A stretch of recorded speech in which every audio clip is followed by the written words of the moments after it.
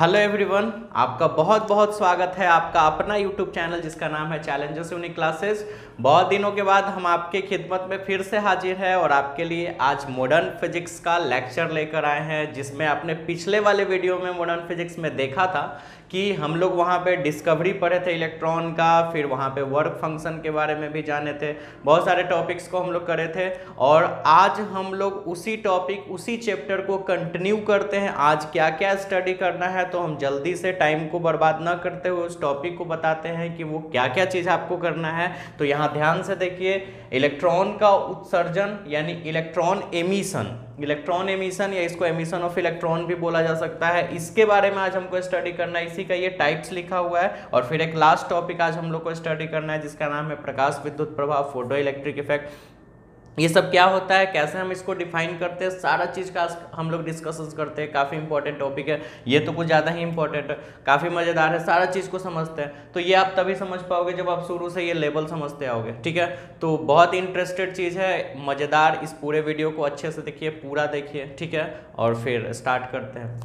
तो चलिए इस टॉपिक को कंटिन्यू करते हैं। सबसे पहले तो पिछले वाले लेक्चर में हमने इलेक्ट्रॉन का उत्सर्जन यानी एमिशन ऑफ इलेक्ट्रॉन या इलेक्ट्रॉन एमिशंस पढ़ा चुके थे, स्टडी हमने करवाया था। हालांकि फिर से हम इसको रिमाइंड करवा देते हैं। और जब पिछले वाले वीडियो को आपने देखा होगा तो आपको किसी तरह का दिक्कत नहीं होगा। याद करो, मैंने बोला था कि एक एटम्स, क्योंकि सब्सटेंस जो है वो छोटे छोटे पार्टिकल से बने होते हैं, और वो सारे छोटे छोटे जो पार्टिकल्स होते हैं, टीनी पार्टिकल्स, उसको एटम बोला गया था। हमने बताया था उसका नाम क्या रखा गया था, एटम। क्लियर ये बात। उसके सेंटर में बीच में हमने एक और टॉपिक बताया था, उसका नाम न्यूक्लियस रखा गया था, नाभिक, है ना। और ये परमाणु। और इस नाभिक के अंदर दो चीज आपको मिले थे, प्रोटॉन और न्यूट्रॉन। क्या क्या मिले थे, तो प्रोटॉन एंड न्यूट्रॉन। तो किसके अंदर मिले थे प्रोटॉन और न्यूट्रॉन, तो न्यूक्लियस के अंदर मिले थे, ठीक है। ये सारा चीज आपने पढ़ा था। और फिर मैंने बताया था कि चारों तरफ ऑर्बिट में इलेक्ट्रॉन रोटेट करते रहते हैं, ठीक है। लेकिन इसके अलावा मैंने क्या बताया था कि इलेक्ट्रॉन भी दो टाइप्स के होते हैं, bound electron and free electron. Bound electron जो एटम के अंदर होके और वो ऑर्बिट में चारों तरफ ऐसे घूमते रहते हैं, न्यूक्लियस के चारों तरफ। लेकिन कुछ ऐसे इलेक्ट्रॉन मेटल्स में होते हैं, कंडक्टर में, है ना। कंडक्टर जो मेटल्स है तो कंडक्टर है ही। तो जो कंडक्टर सब्सटेंस होते हैं, क्योंकि कंडक्टिविटी उसी के कारण आती है, तो जितने भी मेटल हैं यानी धातु हैं, ठीक है, उसके अंदर या कंडक्टर के अंदर कुछ इलेक्ट्रॉन्स होते हैं जो एटम के अंदर ना होकर एटम से बाहर होते हैं, और वो इंडिपेंडेंट फॉर्म में यानी स्वतंत्र रूप में इधर उधर भटकते रहते हैं, ठीक है। उस इलेक्ट्रॉन का नाम रखा गया था फ्री इलेक्ट्रॉन, जिसको हम लोग हिंदी में बोले थे मुक्त इलेक्ट्रॉन, है ना। ये सारा चीज आपका क्लियर था, हम आपका रिमाइंड करवा दिए कि आपको ये टॉपिक आसानी से समझ में आ जाए। मैंने क्या बताया कि एक सब्सटेंस जो है वो छोटे छोटे पार्टिकल से मिलके बने होते हैं, और वो हर एक छोटे छोटे पार्टिकल्स का नाम जो वो है वो एटम रखा गया, परमाणु। उस एटम्स के सेंटर में न्यूक्लियस होता है यानी नाभिक, और उसके अंदर प्रोटॉन न्यूट्रॉन होते हैं। अब दो दो प्रोटॉन दो न्यूट्रॉन, तीन प्रोटॉन तीन न्यूट्रॉन, चार प्रोटॉन तीन ही न्यूट्रॉन, ऐसे बहुत अलग अलग तरह के कंडीशन हो सकते हैं, वो आगे हम लोग पढ़ेंगे। अच्छा, ऑर्बिट में न्यूक्लियस के चारों तरफ इलेक्ट्रॉन घूमते रहते हैं नाभिक में, ऑर्बिट में। लेकिन कुछ ऐसे इलेक्ट्रॉन होते हैं जो परमाणु से बाहर होते हैं और परमाणु के नियम को फॉलो वो नहीं करते, वो इंडिपेंडेंट होते हैं, स्वतंत्र होते हैं, इधर उधर भटकते रहते हैं, उसी मेटल्स में, उसी सरफेस पे वो इधर उधर भटकते रहते हैं। लेकिन वो किसी ऑर्बिट में मूव नहीं करते, वो जिधर मन तिधर चलते रहते हैं। और हमको इस पूरे चैप्टर में इसी का स्टोरी पढ़ना है जो इलेक्ट्रॉन एटम के बाहर होता है, ठीक है। और उस इलेक्ट्रॉन का नाम है फ्री इलेक्ट्रॉन, मुक्त इलेक्ट्रॉन, हिंदी में बोला जाता है फ्री इलेक्ट्रॉन, मुक्त इलेक्ट्रॉन। या इसका एक और नाम हमने बताया था चालन इलेक्ट्रॉन। मैंने बोला था कि आप फ्री इलेक्ट्रॉन बोलो या कंडक्शन इलेक्ट्रॉन बोलो, फ्री इलेक्ट्रॉन या कंडक्शन इलेक्ट्रॉन, हिंदी में मुक्त इलेक्ट्रॉन या चालन इलेक्ट्रॉन, इसका दो नाम है। तो यहाँ पे एक बात नोटिस कीजिएगा कि जैसे कि आपने पढ़ लिया कि फ्री इलेक्ट्रॉन है, बहुत सारे फ्री इलेक्ट्रॉन का अगर कलेक्शन कर लिया जाए तो एक ग्रुप बन जाएगा। उस ग्रुप को इलेक्ट्रॉन गैस के नाम से जाना जाता है, ठीक है। यानी फ्री इलेक्ट्रॉन का एक और नाम कंडक्शन इलेक्ट्रॉन यानी मुक्त इलेक्ट्रॉन या चालन इलेक्ट्रॉन। बहुत सारे मुक्त इलेक्ट्रॉन या बहुत सारे फ्री इलेक्ट्रॉन का जो ग्रुप बनेगा उसको हम इलेक्ट्रॉन गैस के नाम से जानते हैं। हिंदी में भी वही इलेक्ट्रॉन गैस, इंग्लिश में भी इलेक्ट्रॉन गैस के नाम से जानते हैं, ये बात याद रखिएगा, ठीक है। और फिर मैंने बताया था कि अगर कोई आपके पास एक सरफेस है तो उस सरफेस में एटम्स होंगे, फ्री इलेक्ट्रॉन भी होंगे, है ना। कोई मेटल सरफेस ले लेते हैं तो उसमें फ्री इलेक्ट्रॉन होंगे। सबसे ज़्यादा फ्री इलेक्ट्रॉन सिल्वर में पाया जाता है, इसलिए वो गुड कंडक्टर है। मैंने बोला भी था कि कंडक्टिविटी का कारण ही होता है फ्री इलेक्ट्रॉन, क्योंकि कोई पदार्थ चालक तभी हो सकता है, कंडक्टर तभी हो सकता है जब उसमें फ्री इलेक्ट्रॉन की संख्या, ठीक है। क्योंकि इलेक्ट्रॉनों का प्रवाह ही विद्युत धारा होता है, इलेक्ट्रिसिटी जो होता है वो फ्लोएशन ऑफ करंट होता है। तो इलेक्ट्रॉन होना चाहिए एक ऐसा इलेक्ट्रॉन जो फ्लो हो सके, क्योंकि ऑर्बिट वाला तो फ्लो नहीं होगा, तो ये सब फ्री इलेक्ट्रॉन फ्लो होता है। तो इसलिए तो मान के चलो एक सरफेस है, एक सरफेस, इसमें बहुत सारे फ्री इलेक्ट्रॉन्स मूव कर रहे हैं। हम चाहते हैं कि ये फ्री इलेक्ट्रॉन बाहर आ जाए, इस सरफेस से निकल के बाहर आ जाए। इस सरफेस है, इस पे बहुत सारे फ्री इलेक्ट्रॉन अंदर में है। हम चाहते हैं कि ये इलेक्ट्रॉन इस सरफेस से बाहर आए, ठीक है। तो इसको बाहर निकालने के लिए हमको क्या करना होगा, हमें सुटेबल फ्रीक्वेंसी देना होगा। सुटेबल फ्रीक्वेंसी, सुटेबल फ्रीक्वेंसी कहने का मतलब क्या है ना, कि एक ऐसा फ्रीक्वेंसी जो मेटल्स के लिए उपलब्ध जरूरत पर्याप्त हो, सॉरी मेटल्स के लिए इनफ हो। जैसे मान लो कि आपके पास बहुत सारे मेटल्स हैं, कुछ हैवी मेटल्स होते हैं, कुछ अल्कली मेटल्स होते हैं, ऐसे से बहुत अलग अलग तरह के मेटल्स हैं। और सारे मेटल्स में बॉइलिंग पॉइंट, फ्रीजिंग पॉइंट जो भी है, गलनांक, क्वथनांक, द्रवनांक जो भी है, ये सारा चीज़ अलग अलग होता है। कोई थोड़ा टेम्परेचर पे गल सकता है, कोई ज़्यादा टेम्परेचर पे गल सकता है। ऐसे से अलग अलग तरह के हर एक सब्सटेंस के लिए कंडीशंस है, अलग अलग मेटल्स के लिए कंडीशंस है। तो हर एक मेटल को ऐसा कोई ज़रूरी नहीं है कि हम इस मेटल्स को जितना एनर्जी दे रहे हैं और इस इतना एनर्जी देने से जो काम बन जा रहा है वो उतना ही एनर्जी अगर हम दूसरे सब्सटेंस को भी दे तो काम बन जाए, ऐसा कोई ज़रूरी नहीं है। अगर 10 सब्सटेंस 10 डिफरेंट सब्सटेंस है तो 10 डिफरेंट सब्सटेंस को हो सकता है मुझे अलग अलग वैल्यू का एनर्जी देना होगा। किसी को 20 जूल देना हो, किसी को 25 जूल देना हो, ऐसे ऐसे देना हो। तो इसलिए सुटेबल मतलब जिसके लिए जो जरूरत है ना। किसी सब्सटेंस के लिए 20 जूल जरूरत है, किसी के लिए 25 जूल जरूरत है, तो जिसके लिए जो जरूरत है। और इसीलिए मैंने वो आप जब वर्क फंक्शन कार्य फलन पढ़ा था तो आपने एक टेबल बनाया था, मैंने वो दिया था आपको वो स्क्रीनशॉट, और आपने नोट्स भी बनाया है। अलग अलग सब्सटेंस के लिए उतना उतना एनर्जी चाहिए होता है, इलेक्ट्रॉन वोल्ट के रूप में मैंने एनर्जी दिया था, है ना। तो सुटेबल यानी कि जिसको जितना ज़रूरत है। तो हमने क्या बोला है कि हम चाहते हैं कि इस मेटल सरफेस से ये इलेक्ट्रॉन बाहर आ जाए, ठीक है। तो ये इलेक्ट्रॉन बाहर कब आएगा, जब हम इसको एक्सटर्नल यानी बाहर से, हम बाहर से इसको एनर्जी प्रोवाइड करें, है ना। हमने क्या बोला कि बाहर से आपको क्या देना होगा, एक्सटर्नल एनर्जी। एक्सटर्नल एनर्जी यानी बाह्य ऊर्जा, आपको बाहर से ऊर्जा दे देना होगा, वो भी सुटेबल मतलब जरूरत जितना है, सफिशिएंट, जितना उसको जरूरत है, सुटेबल या सफिशिएंट बोलिए, जितना उसको जरूरत है आप उतना दे दीजिए। इसके कारण से जब ये एनर्जी से ये सरफेस गर्म होगा तो ये जो इलेक्ट्रॉन है एनर्जी को लेगा, और जब एनर्जी को अपने पास एक्सेप्ट करेगा, ठीक है, तो ये सरफेस छोड़ के बाहर आ जाएगा। कारण क्या है कि जैसे एक छोटा सा एग्जांपल है, कोई सी आदमी के पास 100 रुपया है तो वो ऑलरेडी, और उसको भूख लगा है तो कहीं छोटे से दुकान में जाके लिट्टी समोसा खा लेगा कि 100 रुपया ही है। लेकिन अगर उसके पास 5,000, 10,000, 20,000 रुपया अचानक से आ जाता है तो वो कहीं ना कहीं सोचेगा कि अब चलो अच्छे जगह पे खाते हैं, बढ़िया रेस्टोरेंट में। अगर उसके पास लाखों करोड़ों अरबों रुपया है तो वो 5 स्टार होटल में जाएगा। तो कैटेगरीज अलग अलग है। तो इसी तरह से इस इलेक्ट्रॉन को जब एक्सटर्नल एनर्जी प्रोवाइड कर दिया जाता है, इसका मतलब इसके पास पैसा ज़्यादा आ गया, हालांकि पैसा नहीं, एनर्जी ज़्यादा आ गया, मान लो कि पैसा ज़्यादा आ गया, तो वो उस जगह पे ना रह के वहाँ से भागने का कोशिश करता है और वो इलेक्ट्रॉन अपने सरफेस से बाहर निकल जाता है। तो ये जो प्रक्रिया हुआ, ये पूरा प्रक्रिया, इसी प्रक्रिया को इलेक्ट्रॉन एमिशन यानी इलेक्ट्रॉन का उत्सर्जन बोलते हैं। मे भी क्लियर होगा आपका टॉपिक। वापस हम आपके एक बार फिर से बताते हैं। मैंने क्या बोला कि आपके मेटल सब्सटेंस में जो कंडक्टर है, मेटल सब्सटेंस में फ्री इलेक्ट्रॉन की संख्या बहुत अधिक होती है।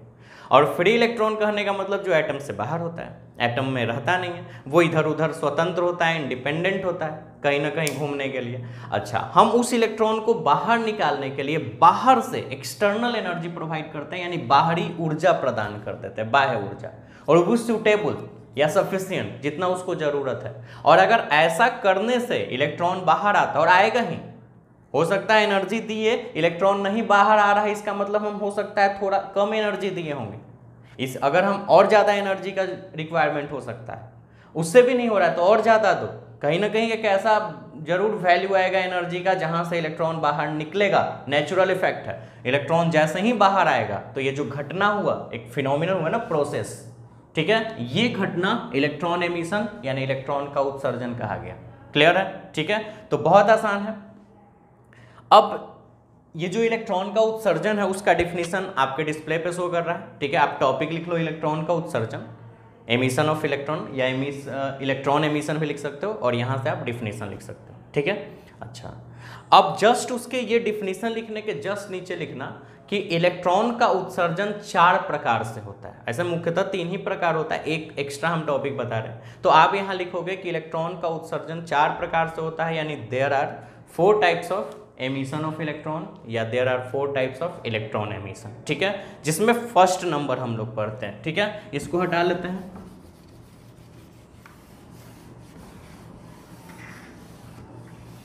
देखिए, तो जिसमें 4 भाग हैं, एक थर्मोनिक इमिशन यानी तपायनिक उत्सर्जन, दूसरा फील्ड इमिशन, या इसका एक और नाम है कोल्ड कैथोड एमिशन, ठीक है, एक फील्ड इमिशन या कोल्ड कैथोड एमिशन, जिसको क्षेत्र उत्सर्जन के नाम से जाना जाता है हिंदी में।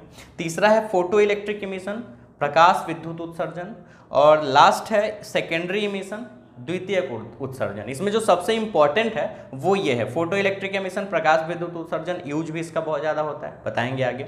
और इसी के बेस पर हमको ये टॉपिक भी जानना है, प्रकाश विद्युत उत्सर्जन, प्रकाश विद्युत प्रभाव, ये सेम चीज़ है, ठीक है। तो काफ़ी मज़ेदार चीज़ है, समझते हैं। सबसे पहले हम लोग टॉपिक समझते हैं। आप लोग टॉपिक का नाम लिख लो पहला, जिसका नाम है थर्मोनिक इमिशन, ठीक है, यानी तपायनिक उत्सर्जन के बारे में अब हम लोग स्टडी करेंगे, ठीक है। तो ये उत्सर्जन ही, ये चारों उत्सर्जन ही है। तो उत्सर्जन का मतलब क्या? मेटल सरफेस से इलेक्ट्रॉन बाहर कर दो। हाँ, बाहर करने का प्रोसीजर अलग अलग होगा, यानी कि मतलब एक सरफेस है, इसमें से इलेक्ट्रॉन निकालने का 4 अलग अलग तरीके से निकाला, और वो 4 अलग अलग तरीका क्या है, अगर वो हम समझ गए तो फिर ये चारों पार्ट समझ जाएंगे। तो चलो समझते हैं। तपायनिक उत्सर्जन, आप इसको शॉर्ट में देखो, यहां तक नाम देखो, ताप, हीट, थर्मो, है ना, यानी उष्मा। हम क्या करते हैं, इलेक्ट्रॉन को बाहर निकालना है तो ये प्रोसेस हो जाएगा। इलेक्ट्रॉन को बाहर निकालने के लिए सिर्फ एक ही काम करना है, और वो है बाहर से एनर्जी प्रोवाइड करना। और वही एनर्जी प्रोवाइड करने का 4 तरीका है। पहला तरीका जो हम समझते हैं, मान लो एक मेटालिक सरफेस है, ठीक है, ध्यान से समझना, एक मेटालिक सरफेस है या मेटालिक सब्सटेंस भी बोल सकते हो, यानी धात्विक सतह, एक आपका धात्विक सतह, इसमें इलेक्ट्रॉन है, फ्री इलेक्ट्रॉन्स, ठीक है, ढेर सारा फ्री इलेक्ट्रॉन है। अब देखिए, फ्री इलेक्ट्रॉन्स तो आपको दिख रहा है। हम क्या करते हैं, इस इलेक्ट्रॉन को एमिशंस करवाने के लिए हम इसको एनर्जी प्रोवाइड करते हैं। और मेरे एनर्जी प्रोवाइड करने का जो तरीका है वो कैसे, तो हम बाहर से इसको हीट देते हैं। हीट यानी उष्मा, बाहर से ऊर्जा देना है ना, तो हीट भी ऊर्जा ही है, उष्मा ही है एक तरह का, ठीक है। Heat is also energy, energy का ही फॉर्म है एक तरह का। उष्मा यानी ऊर्जा का एक रूप है। तो हम इसको एनर्जी प्रोवाइड कर रहे हैं, लेकिन वो जो एनर्जी प्रोवाइड कर रहे हैं वो हीट के बेस पे कर रहे हैं। हीट कहने का मतलब, और वो भी कौन सा, तो सफिशिएंट। सफिशिएंट समझ रहे हो, सफिशिएंट या सुटेबल, मतलब कि जिसको जितना जरूरत है, अलग अलग सब्सटेंस के लिए अलग अलग जरूरत हो सकता है। तो हमने सफिशिएंट वैल्यू का हीट दे दिया। अच्छा, जब आप उसको गर्म करोगे, हीट मतलब वही गर्म करना है ना, हम आग जला दिए वहां पे कोयला का या किसी चीज का, उस मेटल सरफेस को वहां रख दिए, तो वो मेटॉलिक सरफेस क्या होगा कि गर्म होगा। जब ये सरफेस गर्म होगा तो पूरा बॉडी गर्म होगा, क्योंकि है तो ये मेटल, धातु है। तो जब सरफेस आप गर्म करोगे तो पूरा उसका बॉडी गर्म होते जाएगा, और जब बॉडी गर्म होगा तो अंदर का जो इलेक्ट्रॉन है वो इलेक्ट्रॉन एनर्जी लेगा, टेक करेगा, और जैसे ही एनर्जी टेक करेगा, जैसे ही वो एनर्जी एक्सेप्ट करेगा और उतना भर उसको एनर्जी आ जाए, कितना भर, तो कार्यफलन, मैंने बताया था कार्यफलन, जिसको मापते हैं इलेक्ट्रॉन वोल्ट में, सॉरी वर्क फंक्शन बोलते हैं ना इंग्लिश में, वर्क फंक्शन, जिसको मेजरमेंट करते हैं इलेक्ट्रॉन वोल्ट में, ठीक है, और इंडिकेट करते हैं फाइ नोट से या W नोट से भी इंडिकेट किया जाता है, ये मैंने बताया था उस दिन। तो कम से कम ये एक ऐसा एनर्जी होता है, ये भी ऊर्जा ही है, एक ऐसा एनर्जी जहां से इलेक्ट्रॉन जस्ट एमिट होता है। यानी कि ऐसा हो सकता है कि हम 8 जूल 8 इलेक्ट्रॉन वोल्ट दिए, मान लो इलेक्ट्रॉन वोल्ट भी तो जूल मैंने बताया था इलेक्ट्रॉन वोल्ट के बारे में सारा उस दिन, कैसे कैसे किस तरह से एनर्जी का वो होता है। तो हम अगर 8 इलेक्ट्रॉन वोल्ट दिए, इसमें से इलेक्ट्रॉन नहीं निकला, 9 दिए नहीं निकला, 10 दिए नहीं निकला, 11 इलेक्ट्रॉन वोल्ट दिए निकल गया, तो 12 पे तो और निकलेगा, 13 पे निकल जाएगा, 14 पे देंगे, जितना ज्यादा देंगे और ज्यादा इलेक्ट्रॉन निकलते जाएगा, है ना। लेकिन स्टार्ट कहां से इसने किया, 11 से, 11 से पहले ये नहीं निकला, तो वो एक मिनिमम वैल्यू है, 11 पे भी निकलेगा, 12 पे भी, 13 पे भी, उससे पहले नहीं निकलेगा, 14, 15 सब पे निकलेगा।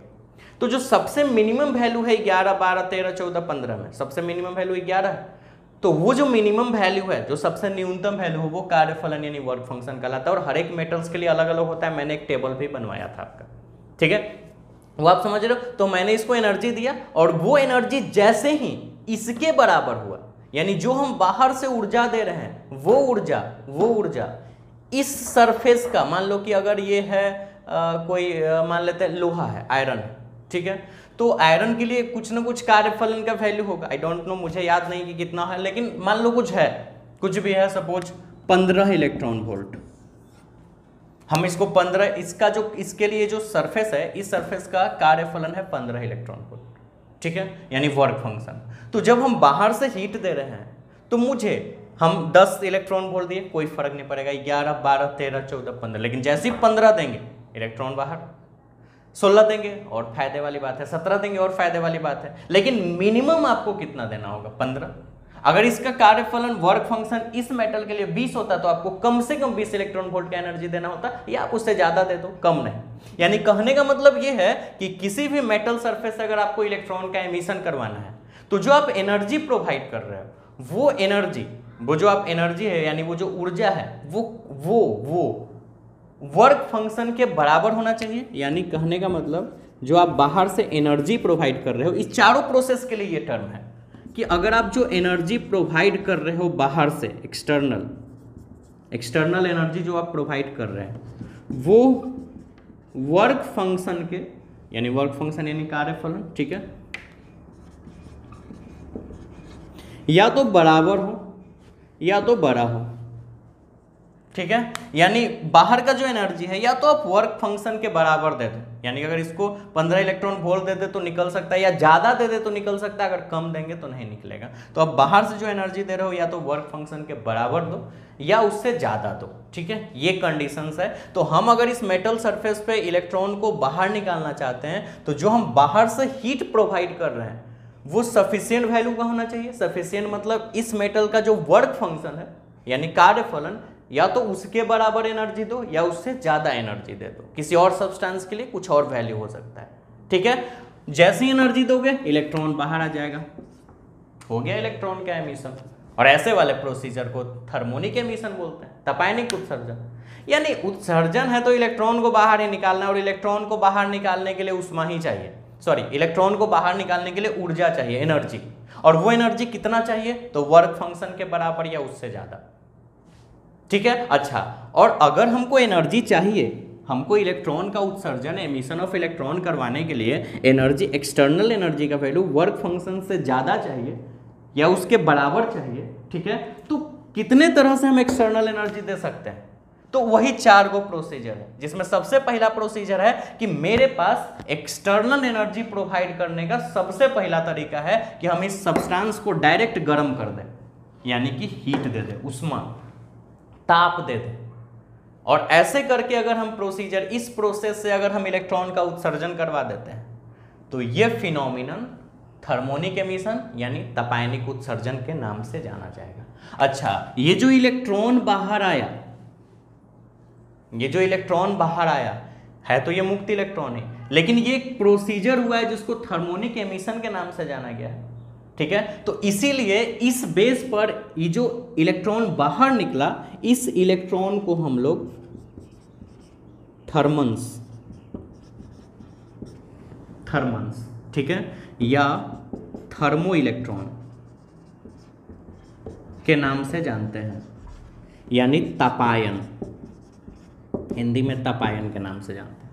ठीक है, वापस एक बार फिर से समझो, प्रोसीजर तो समझ गए इलेक्ट्रॉन का उत्सर्जन का मतलब। अगर हम एक ऐसा प्रोसेस लगाए, एक ऐसा प्रोसीजर लगाए कि उस प्रोसेस में हमको इलेक्ट्रॉन को एमिशंस करवाने के लिए हीट दिया जाए, हीट यानी हीट के आधार पे, ताप के आधार पर अगर हम इलेक्ट्रॉनों का उत्सर्जन करवा देते हैं, इलेक्ट्रॉन का एमिशन करवा देते हैं फ्रॉम मेटल सरफेस यानी धात्विक सतह से, तो ऐसा जो प्रक्रिया होगा, इस प्रक्रिया को थर्मोनिक एमिशन यानी तपायनिक उत्सर्जन कहेंगे। ठीक है, अच्छा, जो इलेक्ट्रॉन उत्सर्जित होगा, जो इलेक्ट्रॉन एमिट होगा यहाँ से, उस इलेक्ट्रॉन को थर्मन्स या थर्मो इलेक्ट्रॉन के नाम से जाना जाएगा, हिंदी में तपायन बोला जाएगा। समझ गए प्रोसीजर? ठीक है, अच्छा, ये जो मैंने ये बताया कि एक्सटर्नल एनर्जी जो है वो तो इलेक्ट्रॉन एमिशन के लिए ही है, ये चारों में लागू हो कि ये होना ही चाहिए, क्योंकि आप एक्सटर्नल एनर्जी जो प्रोवाइड कर रहे हो वो किसी भी हाल में यानी बाहरी ऊर्जा, वो कार्य फलन यानी वर्क फंक्शन से बराबर, वर्क फंक्शन के बराबर या उससे ज़्यादा होना चाहिए। अगर उससे कम होगा इलेक्ट्रॉन एमिशन नहीं होगा। ठीक है, और जब ये आप करना चाहते हो ये, तो इसके लिए आपको ये चाहिए एक्सटर्नल एनर्जी, बाहरी ऊर्जा, और ये बाहरी ऊर्जा को 4 तरीके से दिया जाता है, जिसमें सबसे पहला तरीका है हीट। हीट के बेस पर आप उसको एनर्जी दे सकते हो, और अगर ऐसा आपने कर दिया तो हो गया तपायनिक यानी थर्मोनिक एमिशन, और जो इलेक्ट्रॉन बाहर निकला वो थर्मन्स यानी तपायन यानी थर्मो इलेक्ट्रॉन के नाम से जाना गया। उम्मीद है कि आपको ये टॉपिक क्लियर हो गया होगा। तो टॉपिक थर्मोनिक एमिशन, तपायनिक उत्सर्जन लिख के डिफिनीशन यहाँ डिस्प्ले पे शो कर रहा है, यहाँ से उतार सकते हैं। तो एक टॉपिक ऑलरेडी हम लोग पढ़ लिए, इलेक्ट्रॉन का उत्सर्जन, और यानी इलेक्ट्रॉन के उत्सर्जन में मुझे एक चीज़ चाहिए, और वो क्या, तो एक्सटर्नल एनर्जी जो आप दे रहे हो वो जो बराबर या बड़ा होना चाहिए, किससे, तो वर्क फंक्शन से। और हर एक मेटल के लिए वर्क फंक्शन अलग अलग होंगे, टेबल आपने बनाया था, यानी बाह्य ऊर्जा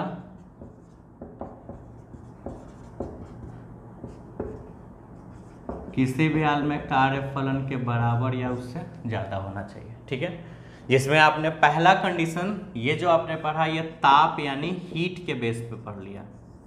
ठीक, अब हम लोग पढ़ते हैं दूसरा टॉपिक का नाम लिख सकते हैं, जिसका नाम है फील्ड एमिशन, और इसका एक और नाम है कोल्ड कैथोड एमिशन। ज़्यादातर फील्ड एमिशन के नाम से जाना जाता है, इसको हिंदी में क्षेत्र उत्सर्जन बोलते हैं। अब इसका हिंदी अजब हो जाएगा, हीम कैथोड उत्सर्जन, या ठंडा कैथोड उत्सर्जन भी आप बोल सकते हो। तो क्षेत्र उत्सर्जन के नाम से जानते हैं। चलो ये देखते हैं, सेम चीज, यहाँ भी एक मेटॉलिक सरफेस, इसमें बहुत सारा इलेक्ट्रॉन है, मेटॉलिक सरफेस, बहुत सारा इलेक्ट्रॉन है, ध्यान से समझना। ठीक है, अच्छा,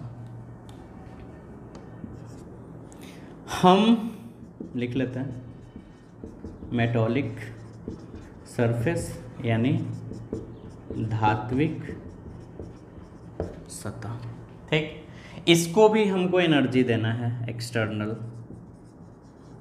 लेकिन वो एक्सटर्नल एनर्जी अब हीट के माध्यम से नहीं देंगे। देना तो एनर्जी ही है, लेकिन डायरेक्ट आग न जला के हम लोग क्या करते हैं, यहाँ पे इलेक्ट्रिक फील्ड का यूज करते हैं। इलेक्ट्रिक फील्ड समझ गए, विद्युत क्षेत्र यानी इलेक्ट्रिसिटी, विद्युत का यूज कर रहे हैं, इलेक्ट्रिसिटी का, इलेक्ट्रिक करंट, विद्युत धारा का यूज कर रहे हैं। हम विद्युत धारा से यहाँ पे शॉर्ट सर्किट का यूज करेंगे, क्योंकि विद्युत धारा में भी तो एनर्जी है ही, आप बल्ब जला रहे हो, सब चीज जला रहे हो, तो एनर्जी कहीं ना कहीं है। तो हम उसके यानी कि यहाँ पे हाई इलेक्ट्रिक फील्ड, यानी हाई मतलब उच्च विद्युत क्षेत्र अध्यारोपित कर देंगे, सुपरपोज्ड कर देंगे यहाँ पे, ठीक है, जिसके कारण ये electron pull out from the surface, ये इलेक्ट्रॉन एनर्जी प्रोवाइड करेगा, क्योंकि अगर यहाँ पे एक विद्युत क्षेत्र प्रोवाइड करेंगे तो कहीं ना कहीं एक पोटेंशियल आएगा, है ना, समझ रहे हो, पोटेंशियल, विभव आएगा, यहाँ पे वर्क होगा, विभव आएगा, तो क्योंकि वर्क के फॉर्म में ही डिफाइंड होता है पोटेंशियल, सारा करंट में हम लोग पढ़ेंगे भी थोड़ा बहुत इसके बारे में, ठीक है। तो एक वर्क के रूप में, कार्य के रूप में डिफाइन होगा, और कार्य तो एनर्जी के रूप में डिफाइन होता ही है, यानी कहीं ना कहीं विद्युत क्षेत्र इलेक्ट्रिक फील्ड है तो यहाँ पे एक एनर्जी जनरेट होगा, और वो एनर्जी जब यहाँ पे आएगा तो इस एनर्जी से ये इलेक्ट्रॉन बाहर आएगा, सीधा सा बात है, क्योंकि इलेक्ट्रॉन को बाहर तभी आप निकाल सकते हो जब एनर्जी प्रोवाइड करो। एनर्जी आप जैसे प्रोवाइड कर दो, पहला तरीका था आप गर्म कर दो, ताप दे दो, हीट दे दो, दूसरा तरीका है कि आप चारों तरफ इसके विद्युत क्षेत्र जनरेट कर दो, हाईली विद्युत क्षेत्र, और वो विद्युत क्षेत्र किसी भी सब्सटेंस के लिए इस ऑर्डर में होना चाहिए 10⁻³ से 10⁸ वोल्ट पर मीटर के फॉर्म में। विद्युत क्षेत्र का ऐसा ही मात्रक होता है वोल्ट पर मीटर या न्यूटन पर कूलम, वोल्ट पर मीटर या न्यूटन पर कूलम। अब ये सब यूनिट कैसे होता है, ये सब हम लोग इलेक्ट्रोस्टैटिक्स वाले टॉपिक में पढ़ेंगे कि कैसे कैसे आता है, मॉडर्न फिजिक्स के बाद स्टार्ट किया जाएगा, जो पहला बुक है आपका। तो वोल्ट पर मीटर, क्योंकि हम आपको पहले सेकंड बुक पढ़ा रहे हैं, तो वोल्ट पर मीटर, न्यूटन पर कूलम, ये दोनों ऐसा यूनिट होता है, और दोनों कैसे होता है वो सारा चीज़ आपको समझाया जाएगा, ठीक है। मेनली ये होता है, और फिर जब इसके बेस पे फॉर्मूला जनरेट होता है तो बाद में ये भी पता चलता है कि वोल्ट पर मीटर भी इलेक्ट्रिक फील्ड यानी विद्युत क्षेत्र का ऐसा ही मात्रक होता है, न्यूटन पर कूलम भी बोल सकते हैं। तो इस ऑर्डर में यानी 10⁻³ से 10⁸ के बीच में ही, उसी बीच में आप वैल्यू दे सकते हो, उतना इलेक्ट्रिक फील्ड जनरेट कर दो मेटॉलिक सब्सटेंस के चारों तरफ, तो वहाँ पे एक एनर्जी जनरेट होगा, ठीक है, और उस एनर्जी के कारण ये मेटॉलिक सरफेस गर्म होगा, इलेक्ट्रॉन एनर्जी लेगा, इलेक्ट्रॉन बाहर आ जाएगा। ये एक प्रोसीजर हुआ, इसको फील्ड एमिशन या कोल्ड कैथोड एमिशन बोलेंगे, यानी क्षेत्र उत्सर्जन। यहाँ भी सेम चीज, आप जो इलेक्ट्रिक फील्ड जनरेट करके आप इसको एनर्जी दे रहे हैं, वो एनर्जी एक्सटर्नल एनर्जी होगा, बाह्य ऊर्जा, वो इस सब्सटेंस के वर्क फंक्शन यानी कार्यफलन से ज्यादा होना चाहिए। कार्यफलन समझ रहे हो, न्यूनतम वैल्यू जहां से इलेक्ट्रॉन बाहर निकलता है, तो उतना दे दो कम से कम, या उससे ज्यादा दे दो तो इलेक्ट्रॉन बाहर निकलेगा, नहीं तो नहीं निकलेगा, सिंपल सा बात है। तो पहला प्रोसीजर था हीट देकर मैंने एनर्जी दिया बाहर से, दूसरा प्रोसीजर है चारों तरफ मैंने क्या जनरेट किया, विद्युत क्षेत्र यानी इलेक्ट्रिक फील्ड, और यहां से जो इलेक्ट्रॉन निकला, इस इलेक्ट्रॉन को हम लोग स्पेशली कोई नाम नहीं दिए, उसमें हम लोग थर्मन्स नाम दिए थे या थर्मो इलेक्ट्रॉन, तपायन। यहाँ पे कोई स्पेशल नाम नहीं दिया गया, यहाँ पे आप सिर्फ मुक्त इलेक्ट्रॉन के नाम से ही जान सकते हो, ठीक है। तो ये दूसरा प्रोसीजर है, टॉपिक का नाम लिखिए फील्ड एमिशन और कोल्ड कैथोड एमिशन यानी क्षेत्र उत्सर्जन, डिफिनीशन आपके डिस्प्ले पे शो कर रहा है। अब हम लोग तीसरा टॉपिक पढ़ते हैं जिसका नाम है फोटो इलेक्ट्रिक एमिशन, और ये this is the most important, ये काफी इंपॉर्टेंट है, फोटो इलेक्ट्रिक, सॉरी एक ही में लिखेंगे, फोटो इलेक्ट्रिक एमिशन, ठीक है, यानी प्रकाश विद्युत उत्सर्जन, ठीक है, ये टॉपिक पढ़ना है। सेम एक मेटॉलिक सरफेस, ठीक है, इसमें फिर electron,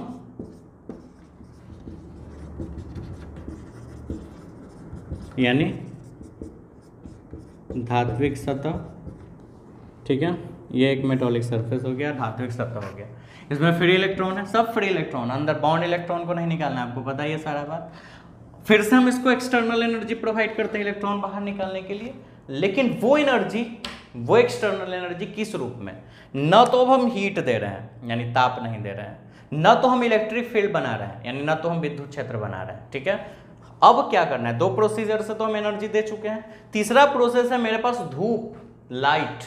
light is also form of energy, है ना, जो प्रकाश है वो एक ऊर्जा का ही रूप है, तो उसके पास भी एनर्जी है, सुटेबल फ्रीक्वेंसी का यहाँ पे भी दे देते हैं, काम कर देते हैं।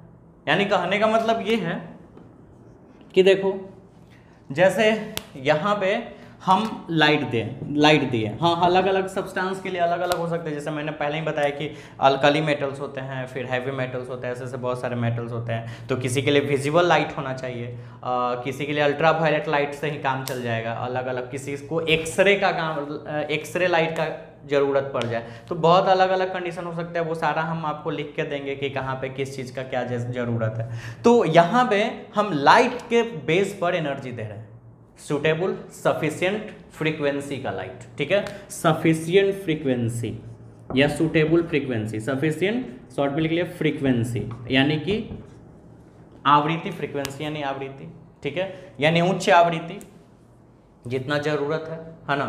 तो फ्रीक्वेंसी, सफिशियंट फ्रीक्वेंसी का हम इसको लाइट दे रहे हैं, वो लाइट एनर्जी का फॉर्म है। जैसे ये लाइट इस सरफेस पे इंसिडेंट होगा यानी आपतित होगा, फिर से ये सरफेस गर्म होगा। और होता भी, आप देखे हो, ये सोलर सेल इसी का एग्जाम्पल भी है। सोलर सेल धूप में रखने के बाद प्लेट गर्म होकर इलेक्ट्रॉन ही बाहर निकलता है, वो पढ़ेंगे हम लोग सेमीकंडक्टर डिवाइसेज में, चौथे चैप्टर में। तो यहाँ पे इसी टॉपिक का यूज करके सोलर सेल का भी निर्माण किया जाता है। तो हम लोग सफिशियंट फ्रीक्वेंसी का लाइट हम मेटॉलिक सरफेस पे इंसिडेंट करवाएं यानी आपतित करवाएं। ये मेटॉलिक सरफेस धात्विक सतह गर्म हुआ, गर्म होने के बाद इलेक्ट्रॉन ऊर्जा लेगा, एनर्जी लेगा, बाहर आ जाएगा, फिर से इलेक्ट्रॉन बाहर निकल गया, फिर से एमिशन हो गया इलेक्ट्रॉन का। तो फिर से ये जो यहाँ पे जो ये घटना हुआ, इलेक्ट्रॉन बाहर निकलने का, इलेक्ट्रॉन के एमिशन उत्सर्जन करवाने का, ये जो प्रोसीजर है, इसको हम फोटो इलेक्ट्रिक एमिशन यानी प्रकाश विद्युत उत्सर्जन के नाम से जाना जाएंगे। और ये जो इलेक्ट्रॉन यहाँ पे बाहर निकले, ये जो इलेक्ट्रॉन यहाँ पे बाहर निकला, इस इलेक्ट्रॉन को हम लोग प्रकाश इलेक्ट्रॉन यानी फोटो इलेक्ट्रॉन के नाम से जानते हैं। प्रकाश इलेक्ट्रॉन यानी फोटो इलेक्ट्रॉन के नाम से जानते हैं, जो इलेक्ट्रॉन यहाँ से एमिट हुआ, एमिशन हुआ, उत्सर्जित हुआ, ठीक है। तो फिर वही सब चीज़, और यहाँ पे भी आप एनर्जी उतना ही देना है, ये कंडीशन फॉलो होना चाहिए। एक्सटर्नल एनर्जी आप लाइट के बेस पर दो, ताप के बेस पे दो, या फिर आप विद्युत क्षेत्र बनाओ, यानी कि आप लाइट या टेम्परेचर यानी हीट या इलेक्ट्रिक फील्ड कुछ भी बना करो, जैसे भी एनर्जी दो, ये कंडीशन फॉलो होना चाहिए कि जो एनर्जी आप दे रहे हो वो उस मेटल के वर्क फंक्शन यानी कार्यफलन के बराबर या उससे ज़्यादा होना चाहिए, ठीक है। तो ये जो है वो एक तीसरा प्रोसेस है, और इसी के बेस पे हम लोग ये भी पढ़ लेंगे प्रकाश विद्युत प्रभाव क्या, समझ गए ये आप लोग, ठीक है। प्रकाश इलेक्ट्रॉन, अब आप ये टॉपिक फोटो इलेक्ट्रिक इमिशन, प्रकाश विद्युत उत्सर्जन लिख कर, डिफिनीशन आपके डिस्प्ले पे शो कर रहा है, आप यहाँ से उतार सकते हैं इसको।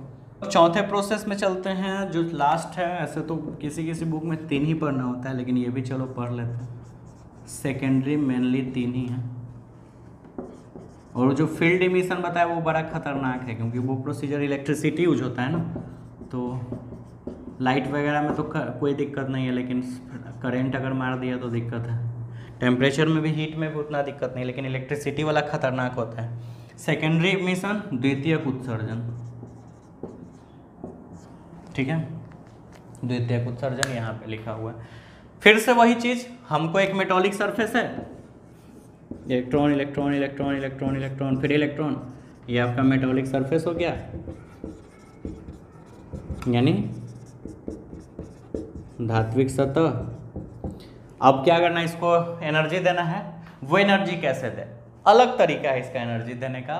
हम क्या किए, एक अपने से इलेक्ट्रॉन कहीं से जुगाड़ किए, इलेक्ट्रॉन ही जुगाड़ किए, और उस इलेक्ट्रॉन को हाईली फ्रीक एनर्जी दे दिए।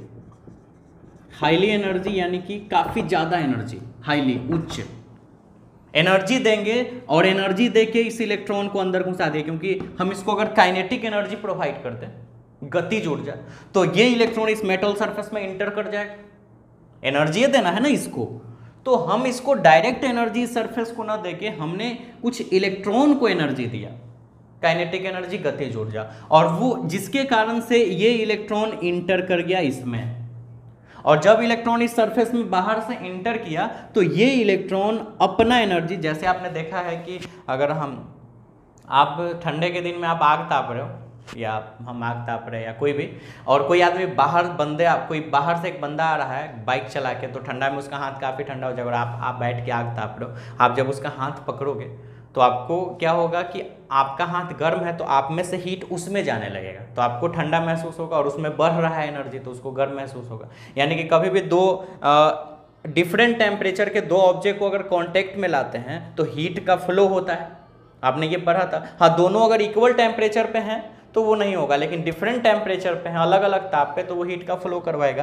तो ये सब इलेक्ट्रॉन तो नॉर्मल एनर्जी था, और बाहर से जो इलेक्ट्रॉन था इसको हाईली एनर्जी देके हम अंदर घुसा दिए, तो इसके पास तो एनर्जी हाईली है, और जब ये जैसे ही इसके कांटेक्ट में आएगा तो अपना एनर्जी इसको दे देगा, और जब एनर्जी इसको दे देगा और उतना सूटेबल एनर्जी मिल गया जितना उसको जरूरत था, तो ये इलेक्ट्रॉन बाहर आ जाएगा।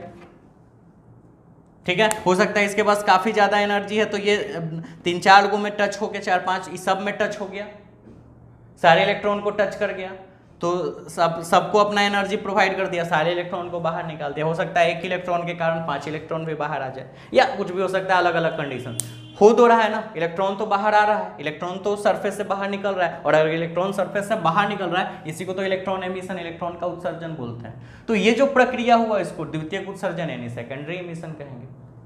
समझ गया? इसमें भी कुछ स्पेशल नाम नहीं इलेक्ट्रॉन का जो बाहर निकलता है। तो इस तरह से ये टॉपिक आपका क्लियर हो गया होगा कि इसमें कैसे हम इलेक्ट्रॉन को एमिट करवाते हैं। तो हम बाहर से एक इलेक्ट्रॉन को एनर्जी प्रोवाइड करके उसको सरफेस में डाल देते हैं, और वो इलेक्ट्रॉन बाकी फ्री इलेक्ट्रॉन को एनर्जी प्रोवाइड करके इलेक्ट्रॉन को एमिट करवा देता है, और ये जो प्रक्रिया है वो सेकेंडरी एमिशन यानी द्वितीयक उत्सर्जन कहलाता है। ठीक है, टॉपिक का नाम लिखिए सेकेंडरी एमिशन, द्वितीयक उत्सर्जन। डिफिनीशन आपके डिस्प्ले पे शो कर रहा है।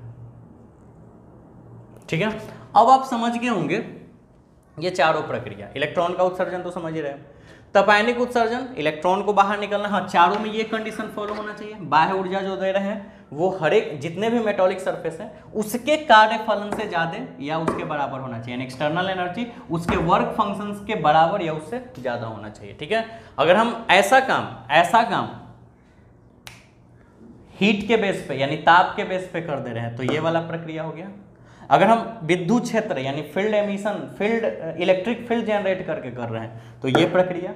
अगर हम लाइट के बेस पे सूटेबल फ्रीक्वेंसी के लाइट के बेस पे कर रहे हैं तो ये प्रक्रिया। और हम कोई एक ऐसा इलेक्ट्रॉन को एनर्जी प्रोवाइड करके मेटॉलिक सरफेस में डाल के एनर्जी प्रोवाइड कर रहे हैं तो फिर ये प्रक्रिया। और मुझे उम्मीद है कि ये सारा टॉपिक आपके क्लियर हो गया होगा, किसी तरह से कोई दिक्कत नहीं। ठीक है, तो अब हम लोग चलते हैं आज का ये लास्ट टॉपिक जो है प्रकाश विद्युत प्रवाह, इसके बारे में पढ़ते हैं। तो चलिए आज का लास्ट टॉपिक पढ़ते हैं जिसका नाम है प्रकाश विद्युत प्रभाव। टॉपिक बहुत छोटा है लेकिन इसको समझना थोड़ा अच्छे तरीके से। जैसे आपने प्रकाश विद्युत उत्सर्जन का ये टॉपिक हम कुछ हिंट्स के लिए लिखे आपको समझाने के लिए। ये टॉपिक है आपका प्रकाश विद्युत प्रभाव, फोटो इलेक्ट्रिक इफेक्ट। आपके एग्जाम में आ भी सकता है 2 मार्क्स में। ठीक है, ध्यान से समझिएगा। जैसे आपने देखा क्या कि एक मेटॉलिक सरफेस लिया,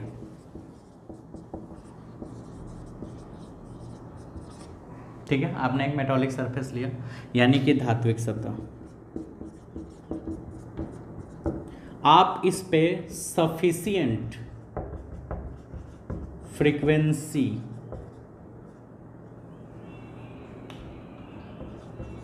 ठीक है, लाइट ऑफ सफिशिएंट फ्रीक्वेंसी यानी सफिशिएंट फ्रीक्वेंसी यानी जिसको जितना जरूरत है उतना फ्रीक्वेंसी का आपने लाइट इसको दिया, जिसके कारण से फ्री इलेक्ट्रॉन इससे बाहर निकले एनर्जी निकल के। ये जो प्रक्रिया था इलेक्ट्रॉन के बाहर निकालने का, इसको फोटो इलेक्ट्रिक एमिशन यानी प्रकाश विद्युत उत्सर्जन के नाम से जाना गया। और ये इफेक्ट भी तो हुआ। आप बताओ, इस मेटॉलिक सरफेस पे लाइट के कारण एक प्रभाव पड़ा है कि नहीं? इफेक्ट, इलेक्ट्रॉन्स बाहर आ रहे हैं तो कुछ तो प्रभाव पड़ा। यही प्रभाव फोटो इलेक्ट्रिक इफेक्ट यानी प्रकाश विद्युत प्रभाव है। सिंपल सा, यानी जो प्रकाश विद्युत उत्सर्जन है वही प्रकाश विद्युत प्रभाव है। वहां उत्सर्जन के रूप में डिफाइन किया गया, यहाँ प्रभाव के रूप में। यानी कहने का मतलब यह है कि किसी मेटॉलिक सरफेस पे यानी धात्विक सतह पे प्रकाश के आपतन के कारण, पहले हिंदी में समझ लीजिए कि किसी धात्विक सतह पे या धातु की सतह पे प्रकाश के आपतन के कारण इलेक्ट्रॉनों के उत्सर्जन होने की घटना। मैंने क्या बोला, वापस फिर से, किसी धातु की सतह या धात्विक सतह पे प्रकाश के आपतन के कारण इलेक्ट्रॉनों के उत्सर्जन यानी बाहर निकलने की घटना प्रकाश विद्युत प्रभाव कहलाती है। और इससे जो निकलने वाले इलेक्ट्रॉन होते हैं उसको प्रकाश इलेक्ट्रॉन के नाम से जाना जाता है। और इस इलेक्ट्रॉन के प्रवाह के कारण विद्युत धारा भी जनरेट होता है जिसको प्रकाश विद्युत धारा बोलते हैं। ठीक है, अच्छा, डिफिनीशन आपके डिस्प्ले पे शो कर रहा है हिंदी वाला। इंग्लिश वाला देखिए। इंग्लिश वाले में क्या है कि किसी मेटॉलिक सरफेस पे लाइट के इंसिडेंट के कारण एमिशन ऑफ इलेक्ट्रॉन, लाइट आया यानी metallic surface, incident of light, then emission of electron, electron बाहर निकला। This type of phenomenon is said to be photoelectric effect, and these electrons which are emitted from the surface is called photoelectron, and which electricity produced by that electrons is called photoelectric current। यानी कहने का मतलब ये जो process है, जो phenomenon है, उसको क्या हम बोलेंगे, फोटो इलेक्ट्रिक इफेक्ट बोला जाएगा। जो इलेक्ट्रॉन बाहर निकल रहे हैं उसको हम फोटो इलेक्ट्रॉन के नाम से जानेंगे, ठीक है। और जो इस फोटो इलेक्ट्रॉन के कारण इलेक्ट्रिक करंट जनरेट हो रहा है उसको हम फोटो इलेक्ट्रिक करंट के नाम से जानेंगे। डेफिनेशन आपके डिस्प्ले पे है। तो डेफिनेशन समझ गए। अब हम लोग इसके बारे में समझते हैं कैसे कैसे प्रकाश विद्युत प्रभाव का नियम आया है। तो डेफिनेशन तो आपको उतना ही लिखना है, 2 नंबर, ये सब आपको लिखना नहीं, सिर्फ समझना है कि एक वैज्ञानिक थे हर्ट्ज, जिसका नाम है हर्ट्ज। 1887 ईस्वी में उन्होंने एक एक्सपेरिमेंट किया, प्रयोग किया किस चीज़ पर, तो विद्युत विसर्जन नली यानी इलेक्ट्रिक डिस्चार्ज ट्यूब, ठीक है। विद्युत विसर्जन नली यानी इलेक्ट्रिक डिस्चार्ज ट्यूब पे उन्होंने एक्सपेरिमेंट किया। उन्होंने क्या एक्सपेरिमेंट किया कि उन्होंने 2 प्लेट लिया, एक कैथोड प्लेट, एक एनोड प्लेट, ठीक है। कौन कौन सा प्लेट, तो एक कैथोड जो कि माइनस होता है और एक एनोड जो कि पॉजिटिवली चार्ज होता है। केमिस्ट्री में सीधा उल्टा होता है, ये आगे हम आपको बताएंगे ऐसा क्यों केमिस्ट्री में होता है, फिजिक्स में ऐसा क्यों होता है। तो कैथोड माइनस और एनोड प्लस, उन्होंने 2 प्लेट लिया और देखा क्या कि जब दोनों प्लेट में से कैथोड प्लेट पे लाइट को जो इंसिडेंट करवाते हैं तो इलेक्ट्रिक करंट बड़ा आसानी से फ्लो होता है। ध्यान से समझना, मैंने क्या बोला कि जब 1887 ईस्वी में हर्ट्ज ने विद्युत विसर्जन नली में 2 प्लेट कैथोड एनोड और उसमें एक सेल लगा दिए। सेल लगाने के बाद और दोनों प्लेट कैथोड प्लेट और एनोड प्लेट अलग अलग थे, दोनों के बीच में कोई कांटेक्ट नहीं था। तो जब इलेक्ट्रिसिटी फ्लो होगा और बीच में कोई करंट नहीं है तो इलेक्ट्रिसिटी फ्लो होने का कोई मतलब ही नहीं रह जाएगा। लेकिन जब उस पर लाइट इंसिडेंट करवाया गया किसी एक प्लेट पर, उसमें से कौन सा प्लेट, तो कैथोड प्लेट पर जब उन्होंने लाइट इंसिडेंट करवाया तो देखा कि करंट फ्लो हो गया। क्योंकि मान के चलो कि एक प्लेट यहाँ एक प्लेट यहाँ है और हम इसमें बैटरी जोड़ भी देते हैं तो इलेक्ट्रिसिटी आगे थोड़े फ्लो हो जाएगा। यहाँ हम बल्ब लगा देंगे तो थोड़े जल जाएगा क्योंकि बीच में तो कोई कनेक्शन है नहीं है और इसको एक इलेक्ट्रिक डिस्चार्ज ट्यूब में रखा हुआ था, ठीक है। तो लेकिन जब ये कैथोड है ये एनोड है, कैथोड पे जो भी हो सॉरी एनोड इधर और कैथोड इधर, क्योंकि एनोड प्लस होता है तो प्लस को प्लस के साथ, ठीक है। तो एनोड इधर कैथोड इधर, और कैथोड पे जब लाइट को इंसिडेंट करवाया गया तो देखा गया कि इधर का बल्ब जल रहा है, पहले नहीं जल रहा था क्योंकि कोई कनेक्शन नहीं है बीच में, आगे करंट जाएगा कहाँ से। लेकिन जब लाइट इंसिडेंट करवाया गया तो देखा गया कि बल्ब जलने लगा, और अगर लाइट इंसिडेंट करवाना बंद कर दिया गया बल्ब बुझ गया, फिर लाइट डाला गया जल गया, लाइट हटाया बुझ गया। तो इन्होंने ऐसा एक एक्सपेरिमेंट किया कि जब हम कैथोड प्लेट पे लाइट को इंसिडेंट करवाते हैं तो इलेक्ट्रिसिटी बड़ी आसानी से फ्लो हो जाता है, और अगर हम लाइट को जैसे ही हटाते हैं इलेक्ट्रिसिटी फ्लो होना बंद हो जाता है। लेकिन इस एक्सपेरिमेंट को वो लोग अच्छे से एक्सप्लेन नहीं कर पाए कि आखिर ऐसा क्यों होता है। तो फिर इन्हीं के कहानी को, इन्हीं के थ्योरी को आगे बढ़ाया एक नए वैज्ञानिक जिनका नाम था हॉलवास 1888 में, जस्ट आफ्टर 1 ईयर, तुरंत 1 साल के बाद इन्होंने ये चीज़ तो कर दिया कि लाइट के इंसिडेंट करवाने से इलेक्ट्रिसिटी आसानी से फ्लो हो रहा है, लेकिन क्यों आई डोंट नो। तो 1888 में हॉलवास ने इस एक्सपेरिमेंट को आगे किया। उन्होंने क्या किया, जिंक का 2 प्लेट लिया, ठीक है, और वही जिंक का 2 प्लेट और उसको एक डिस्चार्ज ट्यूब में रखा, और उसके बाद उन्होंने एक सेल लगाया, बैटरी मान लो,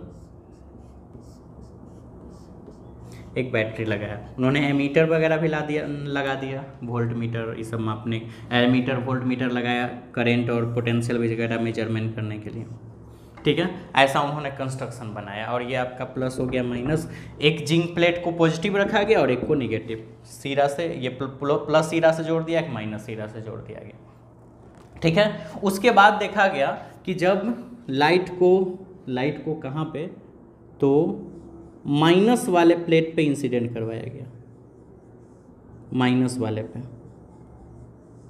इन्होंने भी करवाया था, लेकिन हर्ट्ज ने भी करवाया माइनस वाले प्लेट पे ही, कैथोड पे ही उन्होंने इंसिडेंट करवाया था।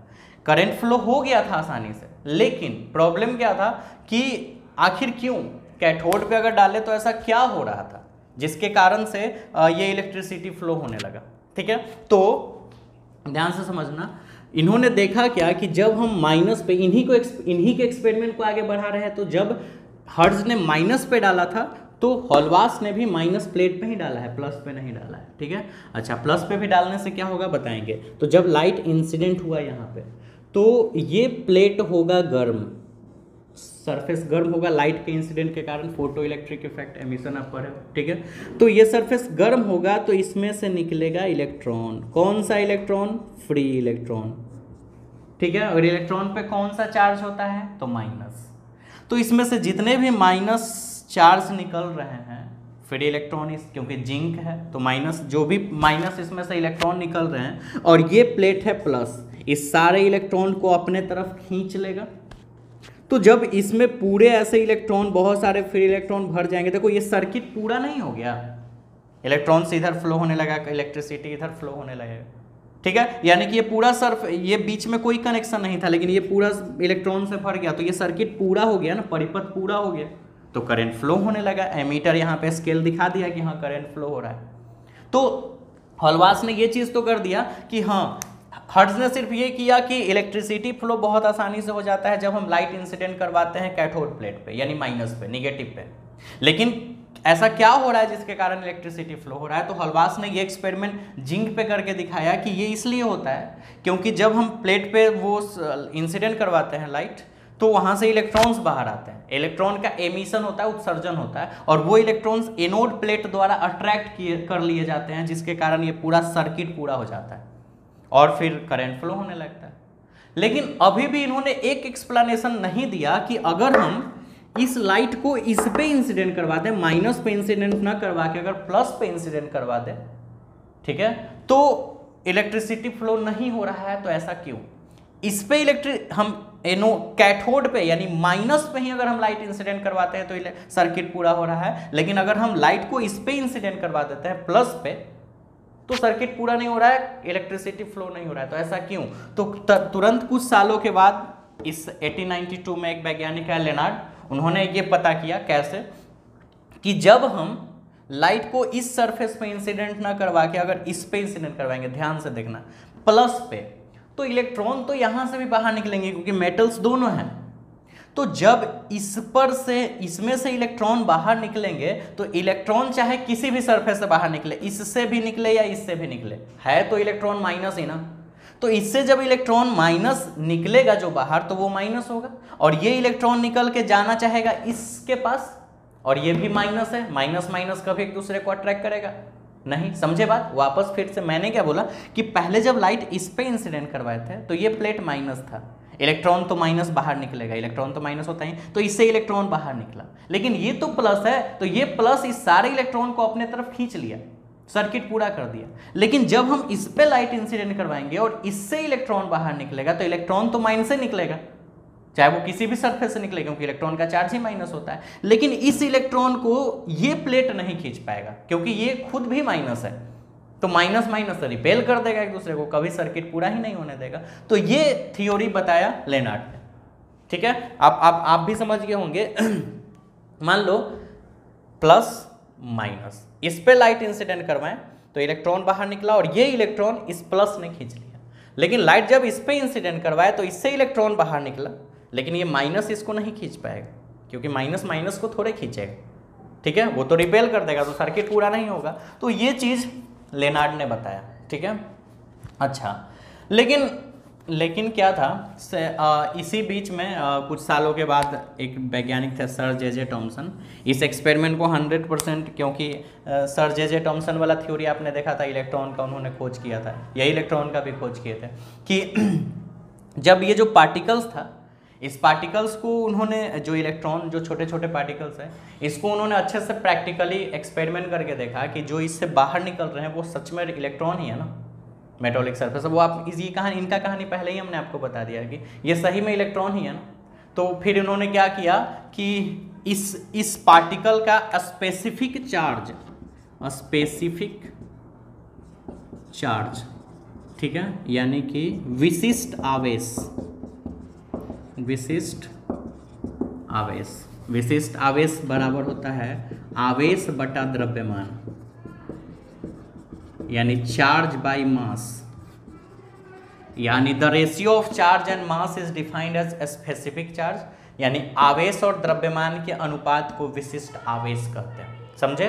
The ratio of charge and mass is defined as specific charge, यानी आवेश और द्रव्यमान के अनुपात को विशिष्ट आवेश कहलाता है।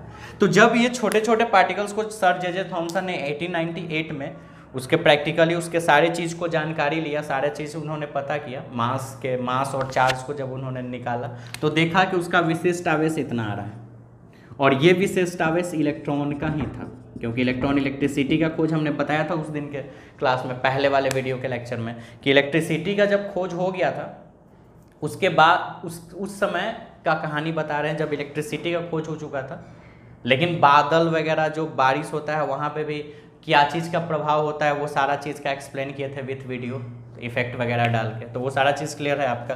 तो देखा कि जो ये पार्टिकल्स यहाँ से निकल रहे हैं, इस पार्टिकल्स का विशिष्ट आवेश इतना है 1.76 into 10⁻11 coulomb per KG, coulomb per KG, ठीक है। और ये इतना विशिष्ट आवेश यानी इतना स्पेसिफिक चार्ज इलेक्ट्रॉन का ही होता था, क्योंकि इलेक्ट्रॉन का खोज पहले ही खोज हो चुका था इलेक्ट्रिसिटी वगैरह का, ठीक है। तो इसके आधार पर यह पता चला कि हाँ यहाँ से जो निकलने वाले पार्टिकल्स हैं वो इलेक्ट्रॉन ही है। तो इस तरह से ये एक कहानी बताया गया, हालांकि आप इसको थोड़ा बहुत याद रखोगे, मेन तो ये है प्रकाश विद्युत प्रभाव जो कि आप पहले ही पढ़ चुके हो।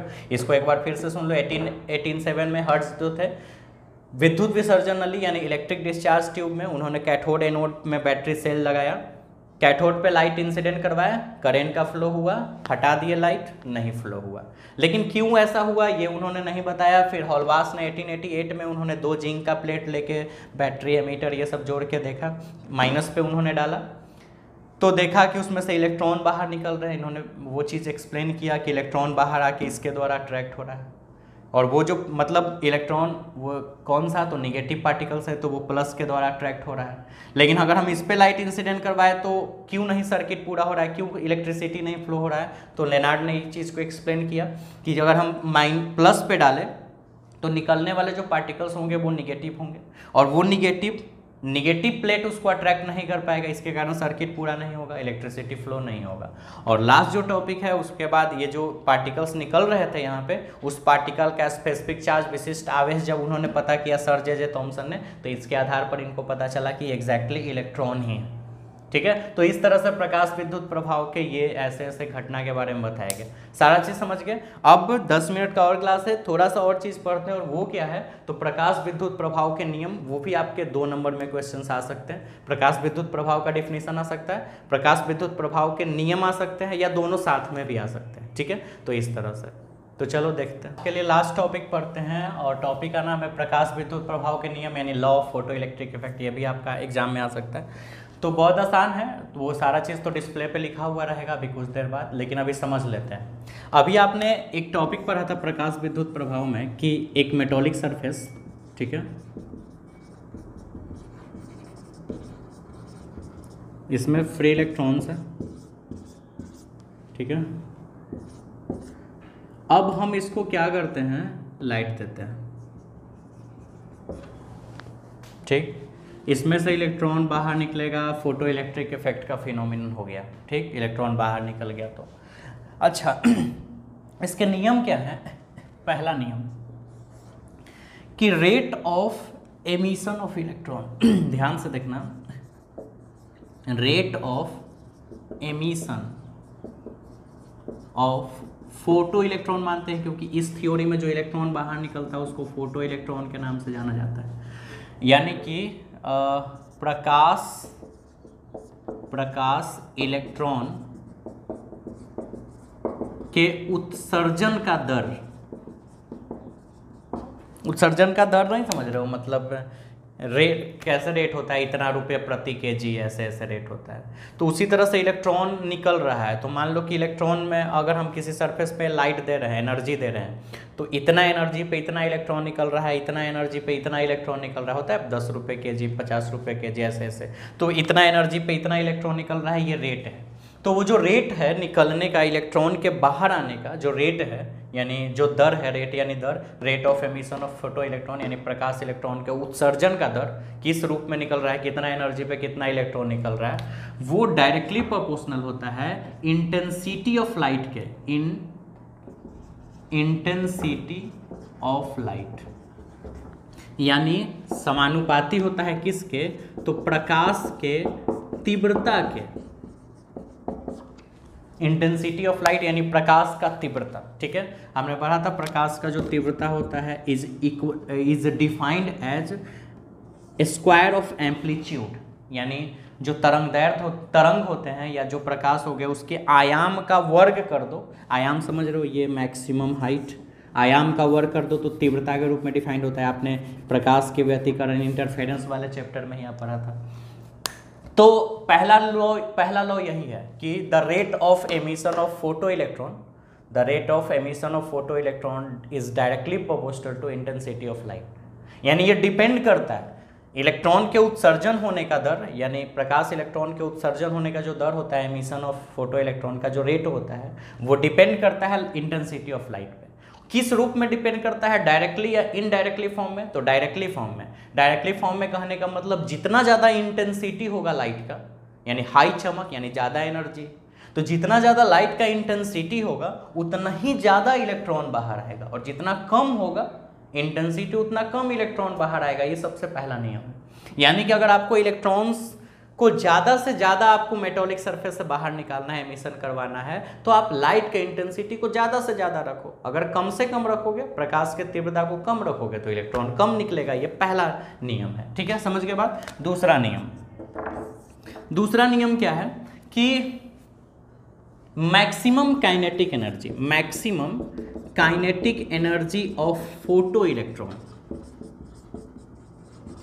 Maximum kinetic energy of photo electron, यानी मैक्सिमम काइनेटिक एनर्जी मतलब प्रकाश इलेक्ट्रॉन, फोटो इलेक्ट्रॉन को प्रकाश इलेक्ट्रॉन बोलते हैं ना, तो प्रकाश इलेक्ट्रॉन की महत्तम गतिज ऊर्जा। ठीक है, प्रकाश इलेक्ट्रॉन की महत्तम गतिज ऊर्जा आप समझ रहे हो, सब 9th में भी पढ़े थे, 11th में भी। तो maximum kinetic energy of photo electron does not depend नहीं करता है डिपेंड किसी भी किस पे डिपेंड नहीं करता है, तो इंटेंसिटी ऑफ लाइट पे, यानी प्रकाश की तीव्रता। दो नियम हो गया, यानी कि इंटेंसिटी ऑफ लाइट, प्रकाश की तीव्रता पर यह डिपेंड करता है कि कितना इलेक्ट्रॉन निकलेगा। ज़्यादा है तो ज़्यादा, तीव्रता ज़्यादा है, इंटेंसिटी ज़्यादा है तो इलेक्ट्रॉन भी ज़्यादा बाहर आएगा, कम है तो कम बाहर आएगा। लेकिन इलेक्ट्रॉन बाहर निकलने के बाद ये कितना स्पीड में इधर उधर भागेगा, कितना गतिज ऊर्जा इसको आएगा, कितना मैक्सिमम काइनेटिक एनर्जी आएगा, ये इंटेंसिटी ऑफ लाइट प्रकाश की तीव्रता पर निर्भर नहीं करता है। ये दूसरा नियम है। ठीक है, इंटेंसिटी ऑफ लाइट पे इलेक्ट्रॉन बाहर निकलने का रेट डिपेंड करता है, लेकिन बाहर निकलने के बाद कितना स्पीडली भागेगा, कितना मैक्सिमम काइनेटिक एनर्जी है, कितना गतिज ऊर्जा, ये उस चीज पे इंटेंसिटी ऑफ लाइट प्रकाश की तीव्रता पे निर्भर नहीं करता है। तो तीसरा नियम ये है कि तो निर्भर करेगा किस पे, बन गया तीसरा नियम। निर्भर नहीं करता है तो निर्भर करेगा किस पे, तो तीसरा नियम ये है कि निर्भर करेगा किस पे, तो आवृत्ति पे, आवृत्ति यानी फ्रीक्वेंसी पे, यानी maximum kinetic energy of photo electron, Prakash electron की महत्तम गतिज ऊर्जा किन चीजों पे निर्भर करती है, तो आवृत्ति पे यानी फ्रीक्वेंसी पर। किस, तो डायरेक्टली फॉर्म में, यानी आवृत्ति बढ़ेगा फ्रीक्वेंसी बढ़ेगा तो ये भी बढ़ेगा, आवृत्ति फ्रीक्वेंसी घटेगा तो इलेक्ट्रॉन की गतिज ऊर्जा, महत्तम गतिज ऊर्जा भी घट जाएगी, बात खत्म। ठीक है, तो ये तीसरा नियम हो गया। पहला नियम कि निकलने का जो इलेक्ट्रॉन निकल रहा है बाहर, वो डिपेंड करता है इंटेंसिटी ऑफ लाइट पे, जितना ज़्यादा रहेगा फायदा है। लेकिन काइनेटिक एनर्जी इलेक्ट्रॉन का, फोटो इलेक्ट्रॉन जो बाहर आ रहा है, गतिज ऊर्जा, वो इंटेंसिटी पे डिपेंड नहीं करता है। तो तीसरा नियम बन गया, तो करेगा किस पे, तो फ्रीक्वेंसी यानी आवृत्ति पे। किस फॉर्म में, तो डायरेक्टली फॉर्म में, बढ़ेगा तो बढ़ेगा, घटेगा तो घटेगा। ठीक है, चौथा ये है कि इलेक्ट्रॉन के एमिशन होने के लिए, फॉर एमिशन ऑफ इलेक्ट्रॉन, यानी इलेक्ट्रॉन के सरफेस से बाहर आने के लिए, ठीक है, इस लाइट का जो फ्रीक्वेंसी है, फ्रीक्वेंसी ऑफ लाइट, क्योंकि लाइट ही ले रहे हैं तो 4 तरह का तरीका बताए थे, लेकिन फोटो इलेक्ट्रिक एमिशन के ही बेस पे है ना, तो सिर्फ लाइट ही यूज होगा। तो फॉर एमिशन ऑफ इलेक्ट्रॉन के एमिशन के लिए जो लाइट का फ्रीक्वेंसी आप दे रहे हो, ठीक है, लाइट का फ्रीक्वेंसी वो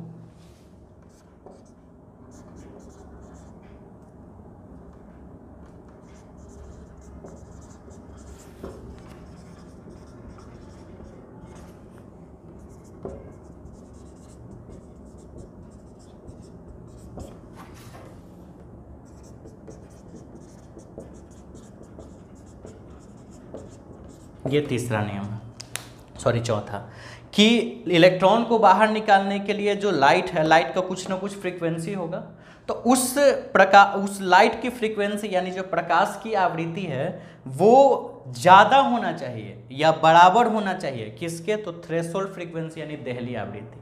अब आप सोचोगे कि देहली आवृत्ति क्या है, तो इसके बाद हम आपको डेफिनेशन लिखवा देंगे देहली आवृत्ति का, लेकिन समझ लो पहले हमने कार्य फलन बताया था, वर्क फंक्शन। मैंने बोला कि एक मिनिमम एनर्जी, एक ऐसी मिनिमम एनर्जी जिसके कारण से मेटॉलिक सरफेस से इलेक्ट्रॉन बाहर आ जाए। मैंने यही बोला था ना कि एक मिनिमम एनर्जी, जैसे 10 हो सकता है, इसमें 9 इलेक्ट्रॉन बोल दिए, नहीं इलेक्ट्रॉन बाहर निकला, 10 दिए, 11 दिए, नहीं निकला, 12 पे निकल गया, तो 13 पे निकलेगा, 14 पे भी निकलेगा, 15 पे भी, लेकिन स्टार्ट कहाँ से हुआ, तो 12। तो ये मिनिमम वैल्यू का जो है ये वर्क फंक्शन कार्य फलन कहलाया।